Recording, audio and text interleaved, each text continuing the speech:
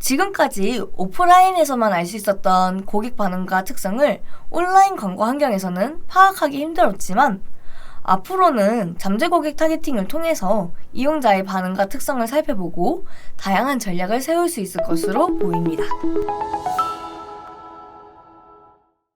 안녕하세요. 오늘은 8월 24일에 새로 생긴 검색 광고 기능 네이버 잠재 고객 타겟팅에 대해 알려드리겠습니다. 파워링크 캠페인에서만 적용되는 잠재 고객 타겟팅? 도대체 무엇인지, 어떻게 사용해야 되는지 모르시겠다고요? 지금부터 낱낱이 알려드리겠습니다. 그 전에 앞서 잠재 고객이 무엇인지 궁금하신 분들도 있을 텐데요. 기존에 제공되었던 성별, 연령대 등의 인구 통계학적인 특성과는 달리 관심사 혹은 구매 의도로 이용자를 분류한 단위입니다. 잠재 고객 타겟팅 기능을 이용하시게 되면 내 비즈니스에 더 많은 관심을 보인 이용자들이 평소에 어떤 관심사와 어떤 구매 의도를 가졌는지, 그리고 이용자들별로 어떻게 나누어서 관리를 할 수 있을지 파악하고 운영 전략을 세우는 데 도움이 될 수 있습니다. 지금까지 오프라인에서만 알 수 있었던 고객 반응과 특성을 온라인 광고 환경에서는 파악하기 힘들었지만 앞으로는 잠재 고객 타겟팅을 통해서 이용자의 반응과 특성을 살펴보고 다양한 전략을 세울 수 있을 것으로 보입니다. 그렇다면 잠재 고객 타겟팅을 하면 무엇이 좋을까요? 어떤 키워드는 명확한 하나가 아닌 두 가지 이상의 검색 의도를 가질 수 있습니다. 예를 들어서 피자라는 키워드는 검색하는 이용자의 의도에 따라 내 주변 맛집을 검색하기 위한 메뉴의 종류일 수 있고, 창업에 관심이 있는 이용자들에게는 창업을 고려할 수 있는 업종의 하나일 수도 있습니다. 그동안 이렇게 이용자가 각기 다른 검색 의도를 가졌음에도 불구하고 키워드가 동일하다면 광고를 같은 지면에 동일한 조건으로 노출할 수밖에 없는 한계가 있었습니다. 하지만 잠재 고객 타겟팅을 사용하면 이용자의 관심사 및 구매 의도를 파악할 수 있으므로 내 광고의 반응이 좋을 것 같은 이용자에게 입찰 가중치를 높여서 더 높은 주목도와 광고 효과를 얻으실 수 있습니다. 그래서 여기 보시다시피 광고 그룹 레벨에 잠재 고객 탭이 신설되었습니다. 여러 개의 잠재 고객 타겟팅은 기존에 제공된 성별, 연령대, 지역 타겟팅과 마찬가지로 광고 그룹 관리 화면에서 타겟팅 탭을 추가하여 설정할 수 있으며, 제공되는 잠재 고객 카테고리 중 광고 그룹을 하나당 최대 20개까지 선택하여 등록할 수 있습니다. 지금 광고주님이 하고 계신 비즈니스가 평소 특정 카테고리의 이용자에게 두드러지게 높은 관심도를 받는 유형으로 판단되어 이용자를 이전보다 세분화하여 성과를 관찰하고 싶은 경우는 카테고리를 각각 선택하여 모두 등록하는 것을 권장합니다. 광고 시스템에서는 선택하여 등록한 각각의 카테고리별로 지표가 집계되며 같은 대분류 카테고리 내에서도 추후 입찰 가중치를 카테고리마다 다르게 적용하는데 용이하기 때문입니다. 다만 이 과정에서 잠재 고객 카테고리를 선택하여 등록하였다고 하더라도 등록한 카테고리의 잠재 고객에게만 노출된다는 의미는 아닙니다.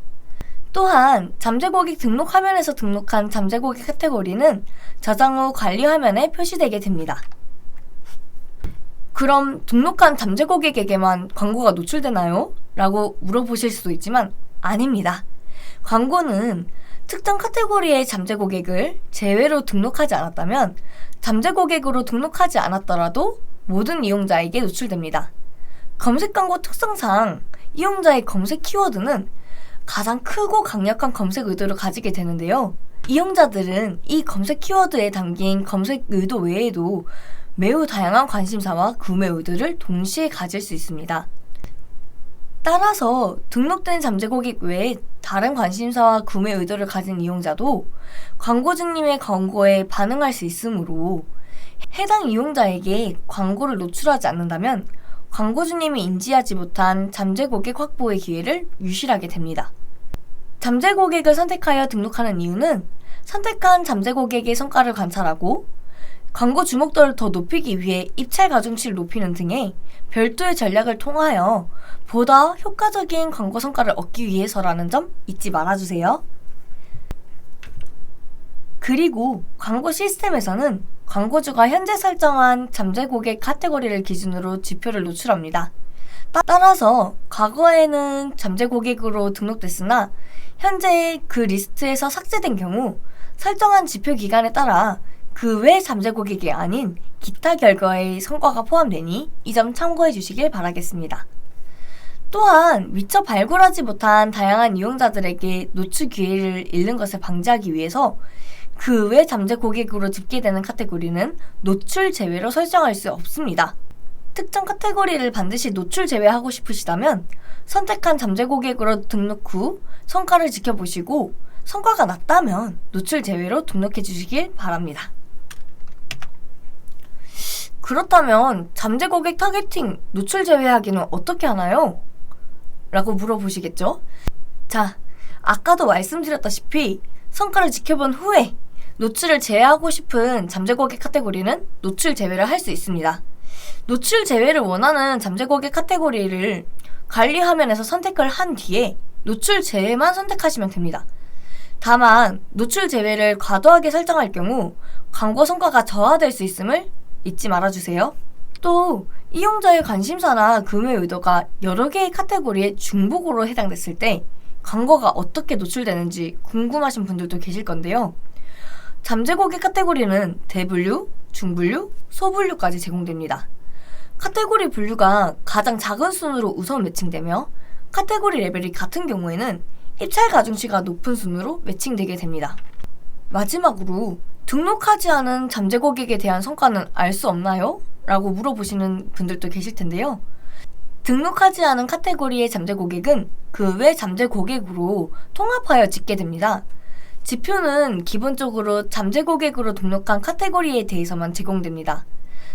따라서 다양한 관심사와 구매 의도를 가진 잠재 고객에 대한 성과를 각각 살펴보고 싶으시다면 해당 관심사와 구매 의도 카테고리를 잠재 고객으로 등록해 주시면 됩니다. 또한 아무 잠재 고객 카테고리도 등록되어 있지 않다면 그 외 잠재 고객 지표는 제공되지 않는다는 점 잊지 말아주세요. 자, 이렇게 파워링크의 새로 생긴 잠재 고객 타겟팅에 대해 자세히 알아봤는데요.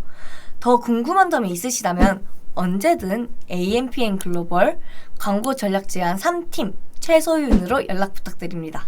감사합니다.